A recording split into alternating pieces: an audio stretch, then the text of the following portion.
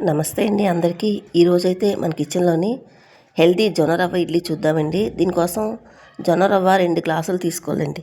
నేను మీకు ఏ గ్లాస్ అయితే కొలత చూపిస్తున్నానో ఆ గ్లాస్తో 2 గ్లాసులు జొన్న రవ్వ.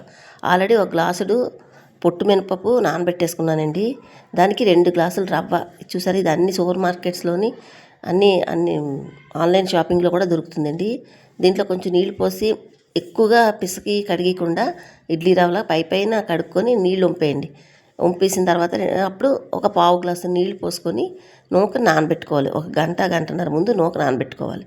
ఇప్పుడు ఆల్రెడీ నేను మినపప్పు పొట్టు మినపప్పు అదే 2 గ్లాసులు రవ్వతోటి గ్లాసులు మినపప్పు తీసుకున్నానండి. అది పొట్టంతా శుభ్రం చేసేసి ఇలాగా వెట్ గ్రైండర్లో వేసుకున్నానండి. ఇలా వెట్ గ్రైండర్లో వేసుకుంటే మనకి ఇడ్లీకి ఎప్పుడైనా బాగుంటుంది కదండి. సోయి వచ్చి ఇలా గ్రైండర్లోని వేసుకున్నాను.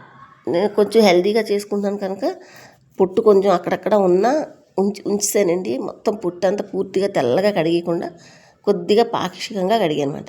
ఇలా తీసుకొని మెత్తగా రుబ్బుకోవాలండి. పిండి అంతా చక్కగా మెత్తగా పొత్తులాగా చక్క సోయిలా రుబ్బుకున్న తర్వాత ఈ పిండిని మనం ఆల్రెడీ నూక గంట ముందు జొన్న రవ్వ కడిగేసి నానబెట్టి ఉంచుకున్నాం కదండి. రవ్వలోకి ఈ పిండి అంతా తీసుకోవాలి.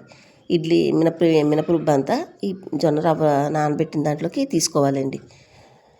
రోజు రెగ్యులర్గా మనం ఇడ్లీ రవ్వతో చేసుకుంటాం కదండి. ఇప్పుడు వెయిట్ లాస్ ఇప్పుడు ఇడ్లీ రవ్వ కూడా అంత ఎక్కువ మంచిది కాదు అంటున్నారు కదా.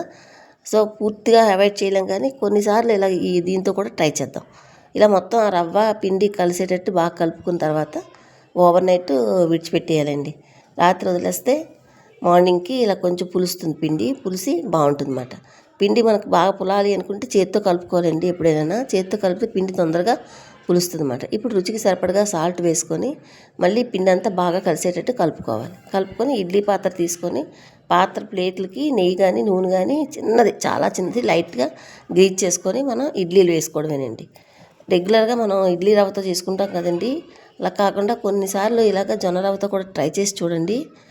రెగ్యులర్గా తినమంటే ఇడ్లీ రవ్వ అవాయిడ్ చేయమంటే కష్టమేమో, కానీ అప్పుడప్పుడు వారంలోని ఒక ట్రిప్పు జొన్న రవ్వతోటి ఒక వారం ఇడ్లీ రవ్వతోటి చేసుకుంటే మనకు కొంచెం హెల్త్ బాగుంటుంది.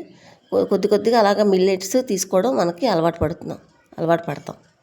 చూసారండి, ఇలా మొత్తం ఇడ్లీలన్నీ పెట్టుకున్న తర్వాత మనం ఇడ్లీ పాత్రలోని స్టీమ్ చేసుకోవాలండి. మూత పెట్టేసి ఒక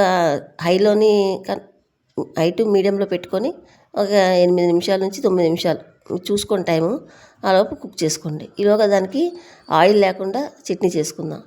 ఒక 1/2 కప్పు కొబ్బరి ముక్కలు, 1/2 కప్పు వేరుశనగ పలుకులు, అలాగే 1/2 కప్పు దాల్పప్పు వేసుకొని 3 వెల్లుల్లి రబ్బలు, అలాగే పచ్చిమిరపకాయలు మన కారం తగినట్టుగా 4 పచ్చిమిరపకాయలు వేసుకొని రుచికి సరిపడగా సాల్ట్ వేసుకొని మిక్సీ పట్టుకోవాలండి. కొద్దిగా నీళ్లు పోసుకొని మెత్తగా చట్నీలాగా మిక్సీ పట్టుకోవాలి. ఈలోగా చూస్తే ఇడ్లీగా చక్కగా ఉడికిపోయింది.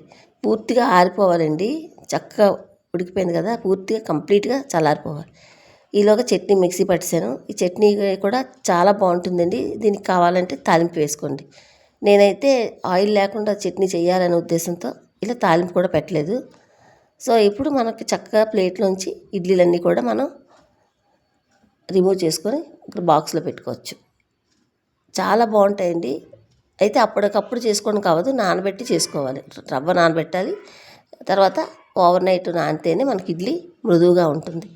ఇడ్లీ రవ్వతో ఇడ్లీ ఇది వేరు టేస్ట్గా ఉంటాయి. ఓకేనండి, ఇలాగ మొత్తం ఇడ్లీలను తీసుకొని ఇలా ఇప్పుడు మనం తీసుకున్నాం కదా కొబ్బరి పల్లీలు పుట్నాల చట్నీ, దాంతో సర్వ్ చేసుకోండి.